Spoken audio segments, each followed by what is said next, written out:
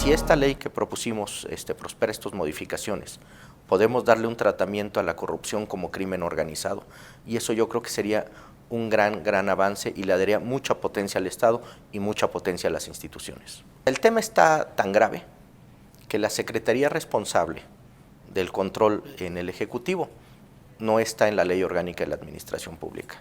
Tenemos una especie de secretaría pirata. Lo que nosotros proponemos es que es primero la corrupción. No tiene sentido que gastes miles de millones de pesos y de dólares, por ejemplo, lo que haya costado capturar al Chapo, para que en un acto de corrupción nadie dudaría que salió en una obra suprema de ingeniería que nadie escuchó ni vio ni nada. Obviamente hay elementos de corrupción. Lo primero es atacar la corrupción.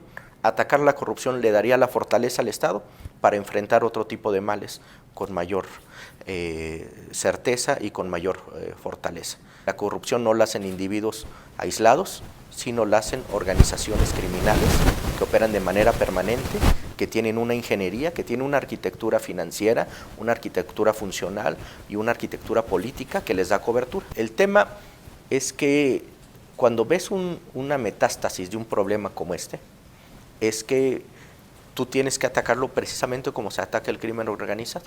El crimen organizado puede llegar desde abajo hacia arriba o desde arriba hacia abajo. El tema es tener los fundamentos legales y de información y de sustento que permitan armar un caso sólido y no meter al bote a una persona aislada, sino a una red de corrupción que opera.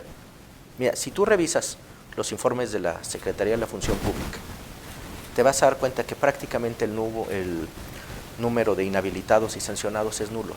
Entonces se me hace prácticamente imposible o increíble que en un mar de corrupción como en el que vivimos no puedan pescar a un número mínimo para que sea creíble.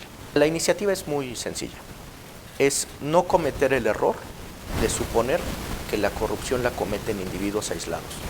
No es un señor que se pone de acuerdo con otro, son organizaciones que operan para lucrar del beneficio público en muchísimas formas.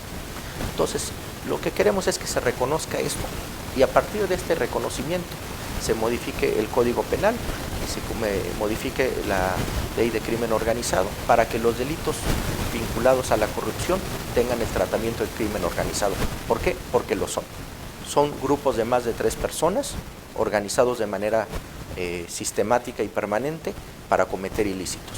Es reconocer una realidad y que esto se plasme en la ley y la fiscalía que entre tenga la potencia suficiente para no atacar hechos aislados. El problema en México no es alguien que se robó un lápiz.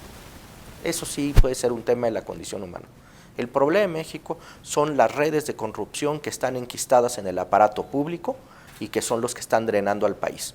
O sea, tanto peca el que mata a la vaca como el que le agarra la pata, pero también el que lo tapa. La iniciativa no resuelve el problema de la corrupción, pero sí ataca una de las aristas más dolorosas y más sensibles, que es las de las organizaciones criminales que hacen actos de corrupción. Que ser corrupto no sea tan barato y que ser honesto valga la pena. Vamos a hacer un ejercicio muy sencillo.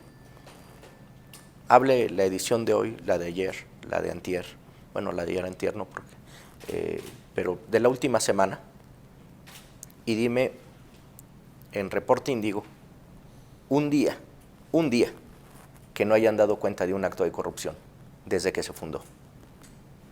Y eso hazlo con cualquier medio nacional y vas a ver que está ahí. Es algo evidente, es algo obvio. O sea, el tema es cómo tenemos las herramientas para abordarlo. Es como un gran embudo, donde tú generas, tomemos el caso de la seguridad pública, miles de millones de pesos al ejército, a la marina, a las policías, y se invierten, hacen su trabajo, han pagado con sangre sus costos, y tienes todo eso, y de repente cae en un número muy limitado de ministerios públicos, y después cae en un número limitado de jueces. Entonces tienes un gran esfuerzo de este tamaño que cae en un embudo muy pequeño y que al final del día no necesariamente se están integrando. Si nosotros vemos las estadísticas de averiguaciones previas mal integradas, habría que distinguir dos cosas. ¿Cuáles fueron mal integradas por una falta de capacitación, por una falta de herramientas, que bueno, pues esa sería una culpa del Estado mexicano por no capacitar a sus actores, a sus agentes. Pero por el otro lado, ¿cuántas de estas averiguaciones previas están deficientemente integradas? Porque fue conveniente integrarlas deficientemente. Entonces, sí hay un embudo. Entonces tenemos que tocar todo el aparato,